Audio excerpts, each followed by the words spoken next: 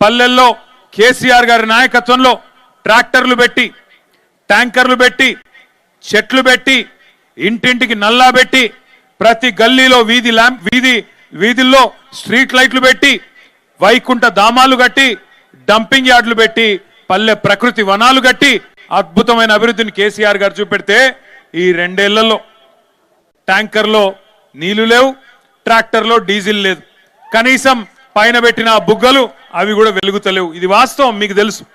అందుకే మొన్న జరిగిన సర్పంచ్ ఎన్నికల్లో 40% సీట్లను ప్రజలు 2 ఏళ్లు తిరగకుండానే మనకిచ్చినారు. అంటే పాలమూరులో మార్పు మొదలైంది. దానికి మొన్న మీరు చూసింది కేవలం శాంపిల్ మాత్రమే. రేపు మున్సిపల్ ఎన్నికల్లో కూడా మీకు కనబడుతుంది, తప్పకుండా కనబడుతుంది. ఎందుకంటే ప్రజలు అసంతృప్తిగా ఉన్నారు.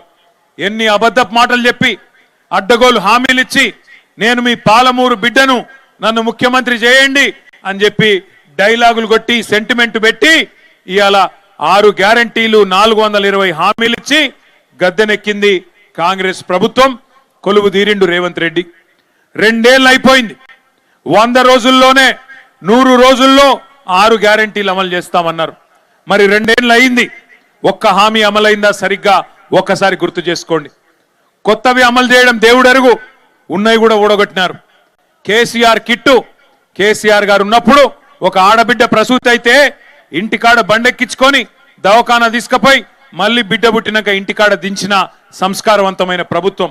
మగ పిల్లగాడు పుడితే 12,000, ఆడపిల్ల పుడితే మహాలక్ష్మి పుట్టిందని చెప్పి 13,000 ఇచ్చిన ప్రభుత్వం. ఇలా ఉన్నదా కేసీఆర్ కిట్టు? అది కూడా పోయింది. బతుకమ్మ పండుగ వస్తే కేసీఆర్ గారు ఆనాడు ఆడబిడ్డకు ఒక కానుక పెట్టేది, బతుకమ్మ చీర పంపేది. ఇలా వస్తున్నదా బతుకమ్మ చీర? రంజాన్ పండుగ వస్తే రంజాన్ తోఫా ఇచ్చేది. आज मिल रहा आपको रमजान तोहफा नहीं. క్రిస్మస్ కొస్తే క్రిస్మస్ పండుగకు క్రైస్తవులకు అందరికీ క్రిస్మస్ కానుక ఇచ్చేది. ఇలా వస్తున్నదా? అది కూడా లేదు.